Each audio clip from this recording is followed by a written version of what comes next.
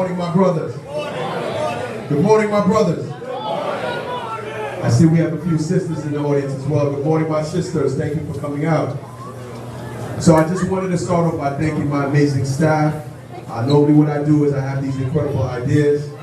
I throw it at them and they make it happen. So let's take a moment to give the incredible staff at PS 346 a big round of applause for putting this event on.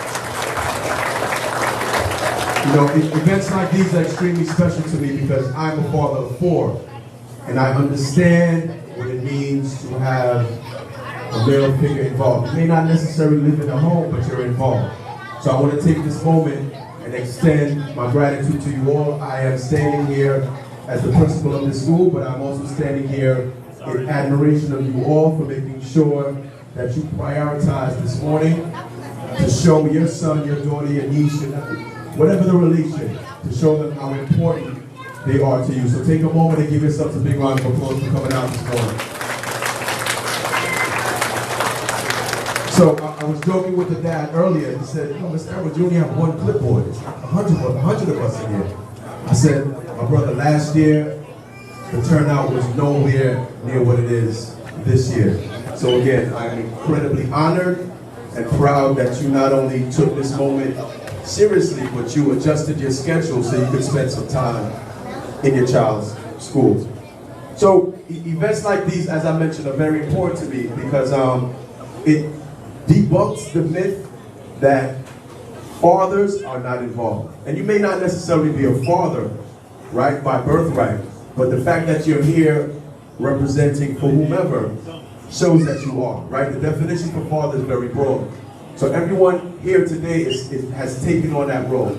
And there is this myth, a nasty rumor going around, nasty myth nationwide that fathers of color, African American, Hispanic, whatever your denomination or whatever your ethnicity, there's a rumor or a myth that we're not involved, right? But I challenge them to come to 346 and visit and observe instances like this, and this proves otherwise, right? We are involved.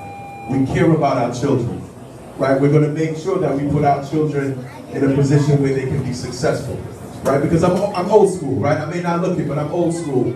And my father always challenged me and always reiterated that as a man, your job is not only to protect your house, but also the village that you live in. So my charge to many of you today is that we need to take back our villages. We know what's going on in the village, right? No one here is living under a rock.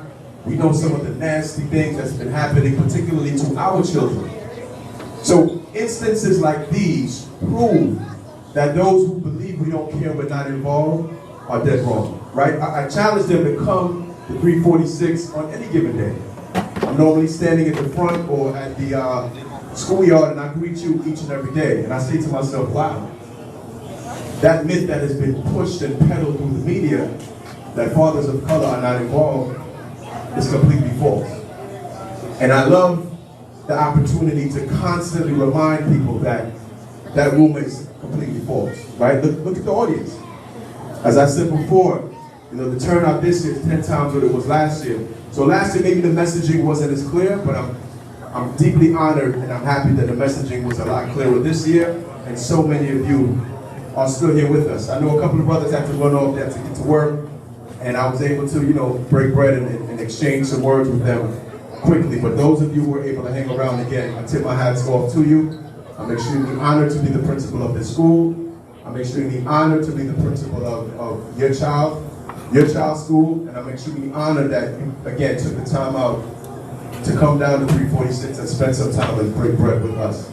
So again, give yourselves a big round of applause. I really appreciate it. So, I don't want this to be a one and done, right? We need to figure out how to bridge the gap, particularly with communication, and provide opportunities for father figures to be a lot more involved, right? We're not just doing this because everyone else is doing it. We're doing this because it's very important, not only to me, but to my school community. And what we have to do is figure out how can we expand on days like today. So I need feedback from the fathers in the audience. What are some of the things that schools, particularly 346, needs to do a better job at to ensure that opportunities for you to be involved are clear, and the things that you're doing actually serve a purpose, right? We just don't want you to take a day off and come up and hang out. We want you to take a day off if you need to and spend some intentional time in the school building, because as I said before, you know, our job is not only to protect our homes, but it's also to protect our villages.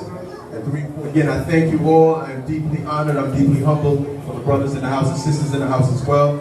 And this is just an example, and it's not the only example that the fathers in Starlight City are debunking that myth that father figures of color are not involved in their child's lives. This is just one example. Ms. Ciara took all of the suggestions and the activities that you all would like to see, and as I said before, the activities that are within my control, I'm going to make sure that they happen this school year, because I want to keep this momentum going. But again, my name is Jabari Edwards. I'm the principal of PS 346, and I thank you again for coming out on one of many father-facing events. You all have a wonderful morning and the rest of the day. Thank you.